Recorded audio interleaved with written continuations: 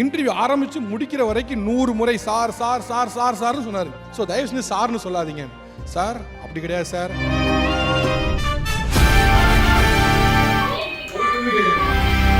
Naturals presents Cineulagam Digital Awards, celebrating India's finest digital creators. Co-presented by Next Phase. Co-presented by Presta Women's Wear. Powered by Streaks Professional. Max Hair defines you. Gold winner. LYL MGM Healthcare. Beauty Gang Experts. Vella Professionals. Holiday partner. Happy Holidays. Educational partner. Ambedkar Academy. Travel partner. Red Taxi. Automobile partner. Lanson Toyota. Luxury car partner. Update Cars. Our partners. Nails Beyond by Naturals. Schwarzkopf Professional. IVO Live Longer. Live Younger, Skin Miracle France and Magic Tamil. நான் interview எடுக்க ஆரம்பிச்சு என்னோட 100வது interview வந்து captain Vijayakanth தான். But unfortunately என்னன்னா அதுதான் அவரோட last interview கூட. இன்டர்வியூ ஆரம்பிச்சு முடிக்கிற வரைக்கும் 100 முறை சார் சார் சார் சார் சார்னு சொன்னார். அண்ணா தப்பா எடுத்துக்காதீங்க, உங்க வயசுலயும் அனுபவத்திலையும் பாதி கூட எனக்கு இருக்காது. ஸோ தயவு செஞ்சு சார்னு சொல்லாதீங்க சார், அப்படி கிடையாது சார்.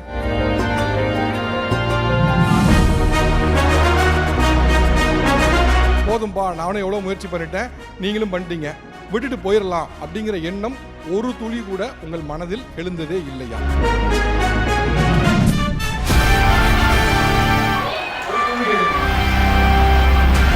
நம்ம பாலிடிக்ஸ் வந்திருக்க கூடாது, வி ஷுட் ஹேவ் குவிட் அப்படின்னு தோணின மொமெண்ட் இருக்கா? நீங்கள் டிவியில் நிறையா அந்த டிபேட் அந்த விஷயங்கள்லாம் பண்ணிருக்கீங்க. ரியல் லைஃப்பில் ஒரு விஷயத்துக்காக டிபேட் பண்ணியிருக்கேன் அப்படின்னா என்ன விஷயத்த சொல்லுவீங்க? நான் பண்ண மாட்டேன், ஒய்ஃப் தான் நிறைய பண்ணுவாங்க. Yes madam, okay madam, thank you madam, that's all. நான் சும்மா லைட் ஹார்ட்டாக கேட்டேன், என்னென்னலாம் சொல்லி உங்களுக்கு வரக்கூடிய கன்சூமர்ஸை ஏமாத்துவீங்க ஸோ தட் இந்த சேலையை வாங்குறதுக்கு அப்படின்னு. அப்போ அவர் வந்து உங்களுக்கு ஐஸ்வர்யா மாதிரி இருக்கும், உங்களுக்கு வந்து கீர்த்தி சுரேஷ் மாதிரி இருக்கீங்க அப்படின்னு சொல்லுவோம், அவங்க நம்பி வாங்கிடுவாங்க. அப்போ அவங்க வந்துருக்க லேடிஸ் என்ன சொன்னாங்க, ஆமாம் நாங்கள் நம்பி வாங்கிடுவோம் அப்படின்னு. நான் கேட்டேன், ஆப்வியஸாக தெரியுது அது ஐஸ்வர்யா மாதிரி இருக்கீங்க, கீர்த்தி சுரேஷ் மாதிரி இருக்கேன்னு சொல்கிறது பொய் சொல்கிற மாதிரி இருக்குது, ஆப்வியஸாக தெரியுது, ஏன் நீங்கள் நம்பி வாங்குறீங்க அப்படின்னு கேட்டேன். அப்போ அவங்க ரொம்ப லைட் ஹார்ட்டாக ஒன்று சொன்னாங்க, டிஜிட்டலி செலிப்ரேட்டட் ஆங்கர். அதாவது வந்து எந்த ஒரு டிபேட் ஷோவாக இருந்தாலும் சரி, ஏதாவது ஒரு இன்டர்வியூவாக இருந்தாலும் சரி, சும்மா பாயிண்ட் எடுத்து டப்பு டப்பு டப்பு டப்புன்னு அடிப்பார். அந்த அளவுக்கு தகுதியான ஒரு நபர் தான் இந்த டிஜிட்டலி செலிப்ரேட்டட் ஆங்கருக்கு நம்ம தேர்வு செஞ்சுருக்கோம். Can we have the AV please? Naturals presents Cineulagam Digital Awards. Digitally celebrated anchor Avudayappan.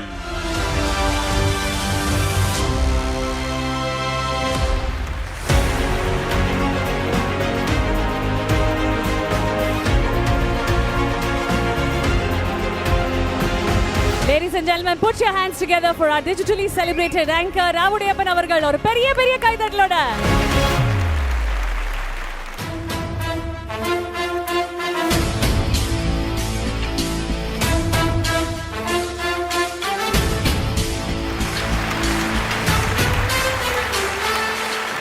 நான் ஒவ்வொரு மேடையிலையும் அவர் விருது வாங்கும்போது சொல்கிற ஒரு விஷயம், உயர்ந்த மனிதன் நீங்கள் அப்படின்னு. அந்த ஹைட்னால கிடையாது, உங்களுடைய சிந்தனையால். ஒரு டிபேட் ஷோவை கன்சிஸ்டண்ட்டாக ஹோஸ்ட் பண்ணுறது, பொலிட்டிக்கல் இன்டர்வியூஸை ரொம்ப செலிப்ரேட்டடாக ஹோஸ்ட் பண்ணுறது அப்படின்றது இஸ் நோ மீன் ஃபீட். என்டர்டெயின்மெண்ட்டாக நம்ம நிறைய விஷயங்கள் பண்ணிடலாம், பட் நீங்கள் ஒரு செகண்ட் கூட ப்ரிப்பரேஷன் இல்லாமல் ஒரு ஸ்டேஜ் ஏறவே முடியாது. அப்படிப்பட்ட அற்புதமான ஒரு டேலண்ட் ஒரு ஆங்கருக்காக ஒரு மிகப்பெரிய கைதட்டல். Big big congratulations Avudaiyappan. நீங்கள் நிற்கிற இந்த மேடையில் ஐ எம் ஹியர் அப்படின்னு நினைக்கும் போது ரொம்ப பெருமையாக இருக்குது. So proud of you. A few words please. Thank you so much, ரொம்ப நன்றி. நிறைய பெரிய பெரிய வார்த்தைகள் சொன்னீங்க, அதுக்கு டிசர்விங்கன்னு தெரில, but thank you so much for all the love. ஒரு ஆங்கராக வந்து வரதை தாண்டி தொடர்ந்து எஸ்டாப்ளிஷ் பண்ணி இருக்கிறதுங்கிறது கொஞ்சம் சவாலான ஒரு விஷயந்தான். ஸோ அந்த வகையில் இன்றைக்கும் நம்மளை செலிப்ரேட் பண்ணுறது வந்து மகிழ்ச்சியாக இருக்குது. தேங்க்யூ ஸோ மச், ரொம்ப நன்றி. ஓகே, அடுத்தது ஒரு ஃபோட்டோ செக்மெண்ட். ஒரு ஃபோட்டோகிராஃப் வரப்போகுது. இவரை ஒரு கேள்வி, நீங்கள் ஒரு 1-on-1 இன்டர்வியூ கிடைச்சா முதல் கேள்வி என்னவாக இருக்கும்?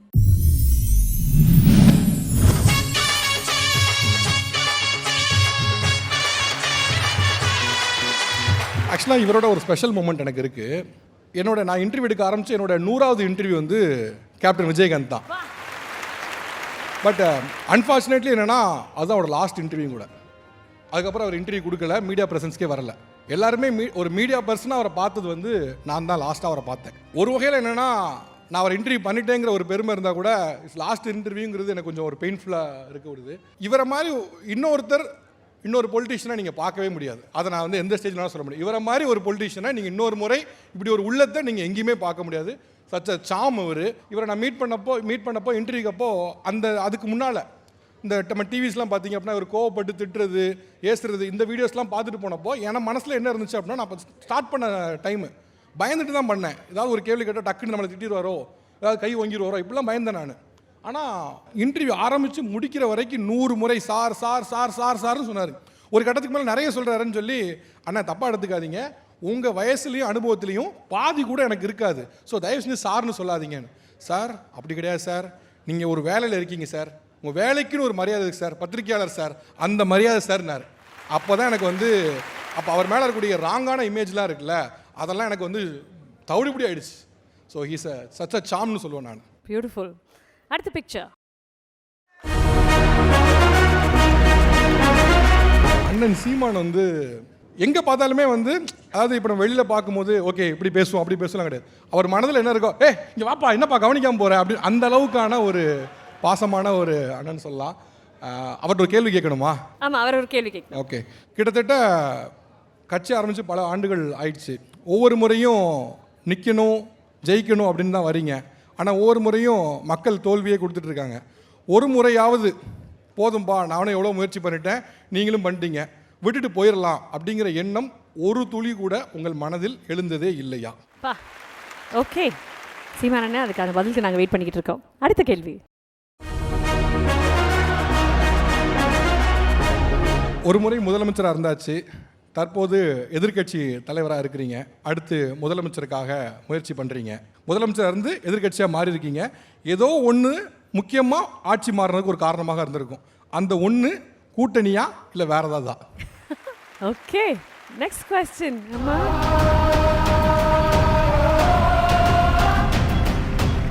இவரே நான் ஒரு முறை பேட்டி எடுத்திருக்கேன். அவரோட சொந்த ஊர் கரூரில் கூடிய தொட்டம்பட்டி கிராமத்தில் எடுத்திருக்கேன்.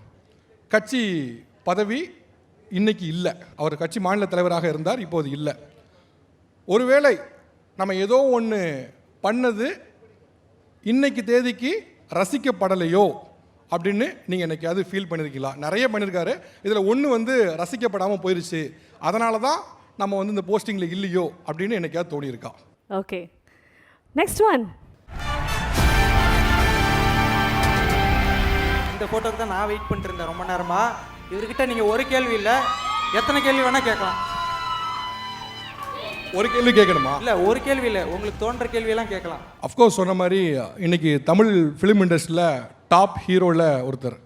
ஃபேன் பேஸ்லேயும் சரி இல்லை பிஸ்னஸ்லேயும் சரி, கெரியரோட உச்சத்தை விட்டுட்டு வரேன் அப்படிங்கிறீங்க. வந்து சில மாதங்கள் ஆகிவிட்டது. தப்பான முடிவு அப்படின்னு என்னைக்காவது ஏதாவது ஒரு சம்பவத்தில் யாரோ ஒருத்தங்க உங்களை ரியாக்ட் பண்ணதை வச்சோ அல்லது ஏதோ ஒரு சம்பவம் நடந்ததை வச்சோ, எஸ் நம்ம பாலிடிக்ஸ் வந்திருக்கக்கூடாது, வி ஷுட் ஹேவ் குவிட் அப்படின்னு தோணின மொமெண்ட் இருக்கா? வா, இப்போ நான் ஒரே ஒரு விஷயம் தான் சொல்ல போகிறேன். இது நான் சொன்ன உடனே டக்குன்னு உங்களுக்கு தோன்ற விஷயம் என்ன? 2026. 26? 2026 அவ்வளோதான்.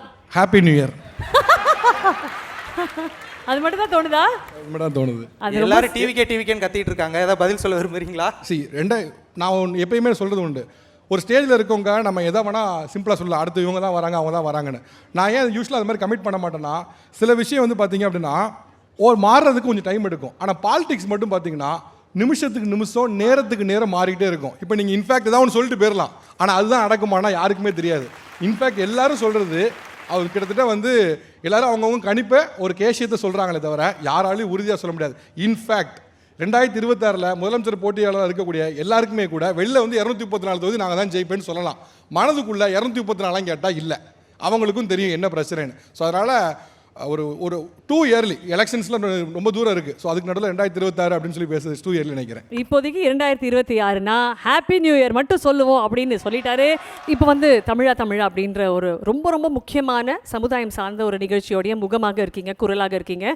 காலையில் எழுந்துக்கும் போது என்ன தாட் ப்ராசஸோட ஷூட்டுக்கு வருவீங்க? நான் முதல்ல இருந்து இந்த ஸ்டேஜில் ஃபர்ஸ்ட் ஏறினதுலேருந்து எனக்கு மனசில் இருக்கிறது என்னென்னா, வந்திருக்கவங்க வந்து ஒரு சக மனிதர், எக்காரணத்தை கொண்டும் அவங்கள வந்து காயப்படுத்திடக்கூடாது அப்படின்னு நினைப்பேன். அது வந்து என்னோட இயல்பான குவாலிட்டியில் ஒன்று. ஸோ எக்காரணத்தை கொண்டு யாரையும் காயப்படுத்திடக்கூடாது அப்படின்னு. ஸோ அதனால் என்னோடய வார்த்தை வந்து ரொம்ப தெளிவாக யோசித்து தான் இருக்கும்.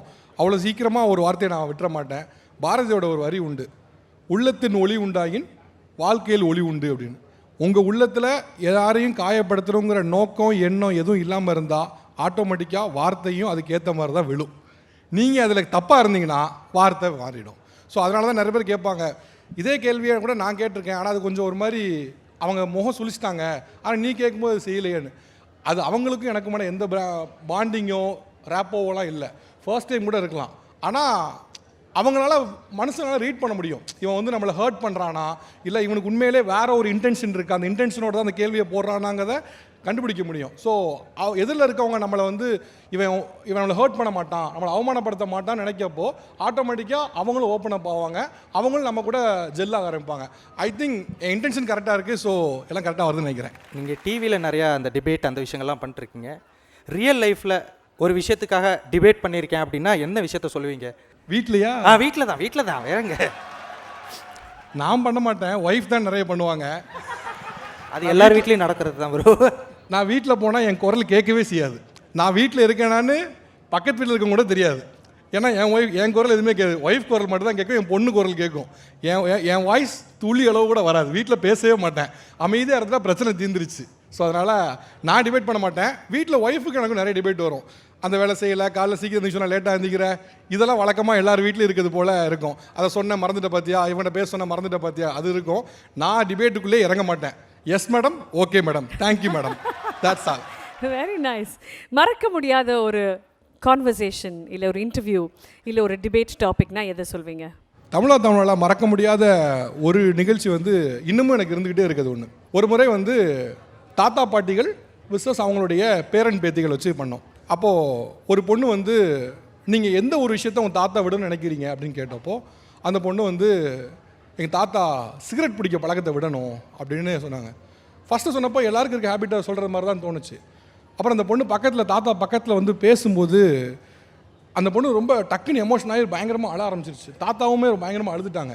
அப்போ என்னன்னு கேட்கப்போ சொன்னார், இந்த பொண்ணு இந்த வயசில் இருக்கப்போ ஒரு முறை இந்த பொண்ணு முன்னாலேயே அவங்க அப்பா ரோடை கிராஸ் பண்ணும்போது பஸ் அடிச்சிருச்சு, அவன் இறந்துட்டார், இப்போ இவளுக்கு நான் மட்டும்தான் இருக்கேன் அப்படின்னாரு. அது ஒரு மாதிரி எனக்கு ஷோக் பண்ணிடுச்சு, ஒரு மாதிரி ஆட்டிடுச்சு. யோசிச்சு பார்த்தா அவர் இடத்துல இருந்து பார்க்கும்போது அந்த பொண்ணுக்கு அந்த தாத்தா எவ்வளோ முக்கியம்.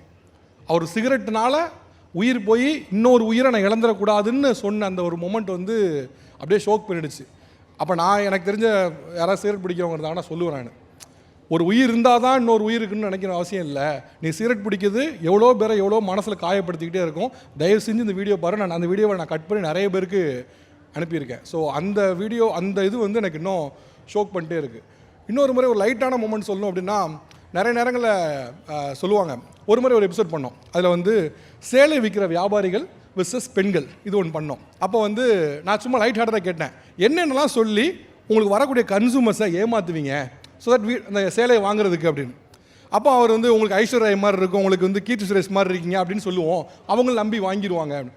அப்போ அவங்க வந்துருக்க லேடிஸ் என்ன சொன்னாங்க, ஆமாம் நாங்கள் நம்பி வாங்கிடுவோம் அப்படின்னு. நான் கேட்டேன், ஆப்வியஸாக தெரியுது அது ஐஸ்வர்யா மாதிரி இருக்கீங்க, கீர்த்தி சுரேஷ் மாதிரி இருக்கேன்னு சொல்கிறது பொய் சொல்கிற மாதிரி இருக்குது, ஆப்வியஸாக தெரியுது, ஏன் நீங்கள் நம்பி வாங்குறீங்க அப்படின்னு கேட்டேன். அப்போ அவங்க ரொம்ப லைட் ஹார்ட்டாக ஒன்று சொன்னாங்க, எனக்கும் தெரியும் அது பொய் தான்னு, நான் கீர்த்தி சுரேஷ் மாதிரி இல்லை எனக்கு தெரியும், ஆனால் எங்கள் வீட்டில் என்னை யாரும் சொல்லவே மாட்டாங்க, அவர் சொல்கிறாரு, அவ்வளோதான், எனக்கு ரொம்ப சிம்பிள். என் வீட்டில் யாருமே சொல்லவே மாட்டாங்க, என்னை அவர் சொல்கிறாரு, அந்த ஆள் போய் தான் சொல்கிறான்னு தெரியும், ஸ்டில் நான் ஏன் வாங்குறேன்னா, ஏன்னா என்னை வீட்டில் யாரும் பாராட்டவே மாட்டேறான், பையனும் பேச மாட்டேங்கான், ஒய்ஃபும் பேச மாட்டேங்க, யாருமே பேச மாட்டாங்க, அப்போ நான் யாராவது பண்ணி தானே ஆகணும். ஸோ அந்த பாராட்டு ஒரு ஃபேக்காக இருந்தாலும் பரவாயில்ல, நான் அக்செப்ட் பண்ணிக்கிறேன்னு. அது லைட் ஹார்ட்டாக போச்சு. பட் அது என்னையை வந்து ஒரு சுத்தம் என்னையே சுருக்குன்னு போச்சு. அப்போ நான் ஒரு முறை யோசிச்சு பார்த்துக்கிட்டேன், இப்போ உண்மையிலே நாமளும் வீட்டில் ஒய்ஃபோ இல்லை யாரோ ஒருத்தங்க நமக்கு பண்ணுறதுக்கு நாம் உண்மையிலே அதுக்கு அக்னாலேஜ் பண்ணியிருக்கோமா, ரெஸ்பெக்ட் பண்ணியிருக்கோமான்னு என்னை ஒரு தடவை மீள் பரிசோதனை பண்ண வைக்கிறதுக்கு அந்த ஒரு ஸ்டேட்மெண்ட் உதவுச்சு. Fantastic. Our digitally celebrated anchor, the bold and the swag, Avudaiyappan அவர்கள், அவருக்காக இந்த விருதை வழங்குவதற்கு Veena Kumaravel ma'am, the founder of Naturals, and CK Kumaravel sir, co-founder of Naturals, அவங்க ரெண்டு பேருமே மேடைக்கு அன்புடன் அழைக்கிறோம்.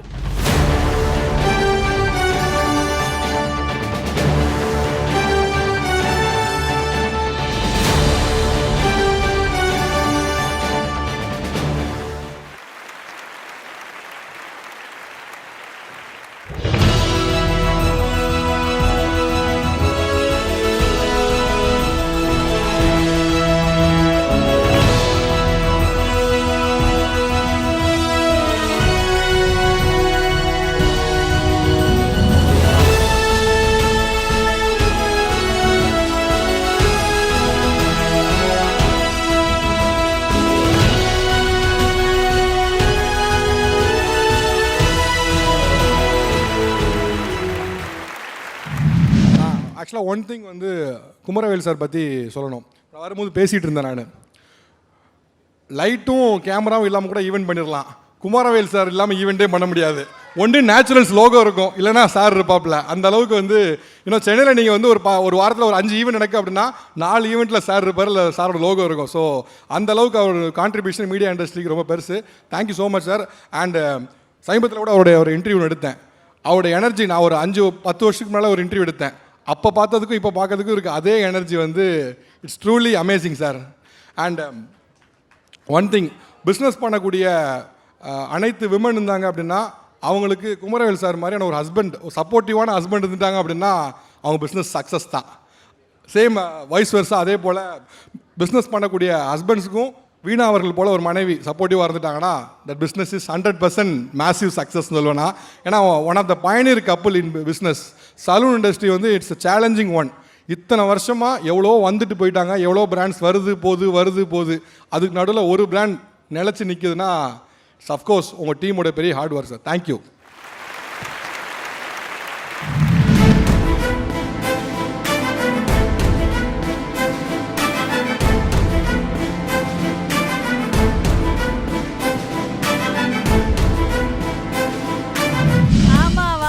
கிரிக்கெட்ல ஆகும் விக்கெட்டு, ஏன் கூட மோதனா டைரக்டா ticket.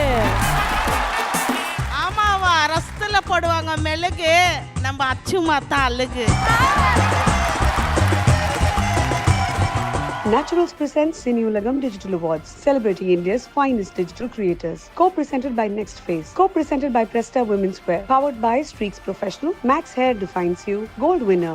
LYL MGM Healthcare. Beauty Gang Experts. Vella Professionals. Holiday partner, Happy Holidays. Educational partner, Ambedkar Academy. Travel partner, Red Taxi. Automobile partner, Lanson Toyota. Luxury car partner, Update Cars. Our partners, Nails Beyond by Naturals. Schwarzkopf Professional. IVO, Live Longer, Live Younger, Skin Miracle France, and Magic Tamil.